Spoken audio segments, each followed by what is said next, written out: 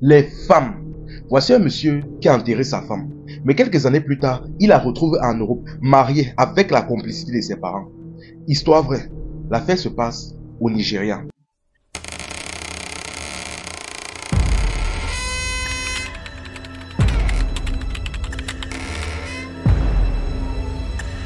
Pour tous ceux qui se demandent comment j'ai fait pour savoir ça, j'étais caché en bas de leur lit. Il y a souvent certaines personnes ici qui me disent que si tu as confiance à la femme, c'est que tu peux faire confiance au diable.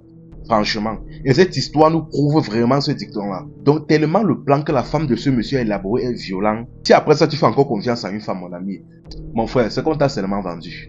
Voici l'histoire en question. Le monsieur en question, ici on va l'appeler Amaka. Ce qui se passe, c'est qu'Amaka était marié avec la jeune femme en question, une très jeune et belle femme avec un beau teint. Ce qui se passe, c'est que bon, il ne souffrait de rien. Sauf que depuis 3 ans de relation, il n'arrivait plus à avoir d'enfants. Et je dis bien n'arrivait plus, c'est-à-dire, ils avaient déjà d'autres enfants. Mais depuis 3 ans, ils n'arrivaient plus à en concevoir un autre. Là donc, ils sont partis faire le tour des hôpitaux et on a découvert que la femme en question avait un kyste. Je ne sais pas si on dit un ou une kyste. Mais malheureusement, malgré qu'il ne faisait que faire le tour des hôpitaux, ça réclamait une opération. Or, la femme ne voulait pas. Dans ce cas, un jour, elle a dit à son mari, bon, moi, j'en ai déjà marre de faire tous les hôpitaux. Je préfère descendre au village juste ma mère. Elle me traite des tradis praticiens. Elle me traite traditionnellement. Il a dit, il n'y a pas de problème. La femme a donc planifié dans un voyage et elle est donc descendue chez sa mère. Une fois qu'elle est descendue chez sa mère, du jour au lendemain donc, on appelle donc le monsieur. On lui dit que sa femme au village, on dit que quelque chose s'est passé, on ne sait pas trop, elle est décédée. Le monsieur a dit que comment ça? Il est rapidement descendu au village pour demander les explications. On lui dit que pendant le traitement, apparemment quelque chose n'a pas marché. On ne sait pas trop. Vraiment, excusez-nous. Son cœur a lâché. Bon, il était un peu triste.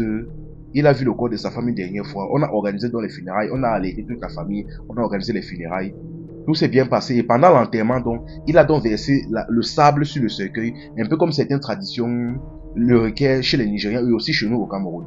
Tout s'est donc bien passé. Et c'est ainsi donc après l'enterrement, 5 ans plus tard donc, il a eu la chance, grâce à l'aide d'un ami, il a réussi à avoir son visa pour pouvoir voyager en Europe. Il est donc parti en Europe, il a commencé à faire sa vie, il s'en sortait bien. Sauf qu'un jour donc, en allant faire ses courses dans un centre commercial, il a vu une femme à distance et de dos, je précise bien. Il a regardé un peu, il a commencé à avoir comme des flashbacks dans sa tête. Il a vu que de dos, la femme la ressemblait beaucoup à sa défunte femme. De dos. Tellement ça l'a troublé, il a décidé de crier le nom de sa femme à distance. Il a crié le nom de sa femme à distance. Personne ne s'est retourné dans le magasin à part la femme en question. Elle s'est retournée, il a bien regardé, il a vu que c'était sa femme. Il s'est approché de lui, il a dit, mais attends, mais qu'est-ce qui se passe? Tu fais quoi ici en Europe? Tu n'es pas censé être décédé. Comment tu as fait pour arriver ici? Le monsieur est en train de disjoncter sur place tellement que bon, le mari de la femme était à côté, il s'est approché, il a dit, mais il y a quoi monsieur? Il y a quoi avec ma femme? Il dit, mais votre femme comment? C'est ma femme que vous appelez votre femme. Donc, le type ne comprenait rien, il était sur le point de devenir fou. Voyant un peu sa réaction, bon, le monsieur s'est dit que peut-être il délie. Et la femme a dit que monsieur, pardon, vous devez faire erreur. Je ne suis pas votre femme, je ne sais pas, bref. Elle est donc partie avec son mari. Le type est resté sur place, il a dit que non, non, non, non. Il a dit que non, je ne suis pas en train de délirer. Ce n'est pas après 5 ans que la folie va commencer sur moi. Ce n'est pas après 5 ans après son enterrement que la folie va commencer sur moi. Si ça devait me prendre, ça aurait pris depuis. Il les a donc suivis et dès qu'ils ont commencé à se déplacer dans les véhicules, lui aussi il est monté dans son véhicule et il a commencé à les suivre discrètement et il s'est assuré à ce qu'il ne le repère pas pendant qu'il les suivait. Il les a suivis sur une certaine distance jusqu'à ce qu'il voit la maison dans laquelle ils entraient. Il a donc garé donc sur le côté, il a noté l'adresse et il est reparti. Et après être reparti donc, il est revenu le lendemain matin très tôt. Très tôt le matin, il a garé là, il est resté sur place. Il est resté dans son véhicule. Il a attendu que la femme en question sorte et qu'elle parte. Dès qu'elle est partie donc, il est entré à l'intérieur, il a frappé la porte et il a vu le monsieur à l'intérieur. Le monsieur était surpris, un peu en colère, mais il a calmé le monsieur. Il a dit franchement, vous êtes un homme comme moi. Je veux que vous m'écoutez, vous m'expliquez. Je sais, mettons un peu cette histoire au clair. Le monsieur donc compréhensif a donc accepté de l'écouter. Il a commencé à discuter, il a dit, excusez-moi, mais ça fait combien de temps que vous connaissez cette femme? Il a dit, bon, ça fait 5 ans qu'on est là ensemble. 5 ans. Il dit que ok. Il dit que est-ce que vous avez des enfants? Il dit que non, pas encore. Il dit que non, attends. Il dit que est-ce que la femme là s'appelle, il dit Isabelle? Il dit que oui, elle s'appelle bien Isabelle. Il dit que ok, parce que c'était aussi le nom de ma femme. Le monsieur le regarde comme ça. Il dit maintenant tout son nom. Ou c'est Isabelle Amaka, tout son nom complet. Il dit que oui, c'est son même nom.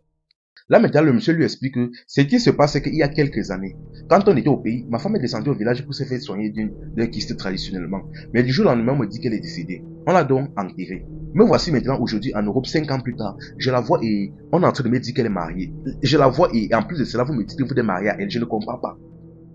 Il sort même l'acte de naissance, la capture de l'acte de naissance de sa femme, il montre. Il regarde lui aussi, il part dans sa chambre, le monsieur aussi part dans sa chambre prendre l'acte de naissance de sa femme.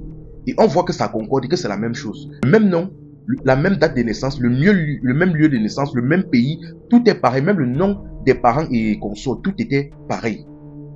Et il sort aussi la capture de l'acte de décès. Le monsieur aussi voit, il est étonné. Il dit que, hey, là donc il comprend que le jeune homme là disait vrai, que c'est comme si sa femme en réalité c'est la femme du monsieur. Là maintenant en restant sur place, donc il a donc compris qu'il y a quelques années, sa femme donc a donc planifié avec ses parents pour faire son visa en bandit, orchestrer un faux enterrement, un faux décès pour pouvoir partir en Europe vivre sa vie. Et bien évidemment il a accusé les parents parce que on ne va pas se mentir, elle n'aurait jamais pu organiser ça tout seul. C'est-à-dire planifier son décès, l'enterrement, tout ça jusqu'à on a mis sur terre dans le village de ses parents, on creuse un tombeau, on enterre. Non, elle n'aurait pas pu faire ça tout seul. Ses parents et la famille de sa femme étaient complices. Là maintenant, il est que ça ne va pas se passer comme ça. Il a remercié le monsieur et il est parti. Et en partant donc, il a rapidement appelé sa propre famille à lui, c'est-à-dire son propre père et sa propre mère, et il a expliqué la situation. Ils ont décidé maintenant donc de porter plainte à la famille de la fille. Vu que la fille est déjà en Europe, on ne peut plus rien traiter là-bas. Les lois du pays, les lois d'ici, c'est pas pareil. Il a donc décidé de porter plainte aux parents de la fille directement au pays pour escroquerie, on va dire. Parce que là, ils ont orchestré un faux, parce que là, quand même, ils ont quand même orchestré une fausse mort, un faux décès, un faux enterrement. Et là, elle est au pays entier, vive sa best life, et elle fait croire à son mari, à sa belle famille, ainsi qu'à ses propres enfants qu'elle est décédée. Vous voyez le niveau de méchanceté qu'il y a chez certaines femmes. Le niveau de cruauté qu'il y a chez certaines femmes. Elle a préféré abandonner tous ses... Et je dis, mais elle a jusqu'à 3 enfants au pays. Elle a préféré organiser un faux décès, faire croire à tout le monde jusqu'à ses enfants qu'elle est décédée pour vivre sa best life en Europe avec un autre homme. Vous voyez le niveau de méchanceté. Et franchement, l'homme avec qui même elle est actuellement là, bon, vu qu'il a déjà expliqué la situation au monsieur, j'espère que le monsieur là va la quitter. Parce que si elle est déjà capable de faire ça à ses 3 enfants, rien ne va l'empêcher de faire aussi du sale du jour au lendemain au monsieur avec qui elle est là en Europe. Donc, j'espère que le monsieur là l'a quitté. Franchement. Aïe, Seigneur Jésus. J'espère seulement que le procès qu'ils vont faire aux parents de la fille là vont vraiment le toucher. Aïe. Donc, franchement. Je ne dis pas que toutes les femmes sont comme ça, mais faut doser souvent dans la confiance de certaines femmes. Faut doser avec la confiance. Parce qu'il y a des femmes qui sont capables de te regarder comme ça, te mentir. Faut doser, franchement. Faut doser. Aïe, famille. Ça fait vraiment pitié. Enfin bref, like et partage la vidéo. Que d'autres personnes ne tombent plus dans ce genre de bêtes pièges. C'était Info et Amusement. Ici on s'informe et on s'amuse.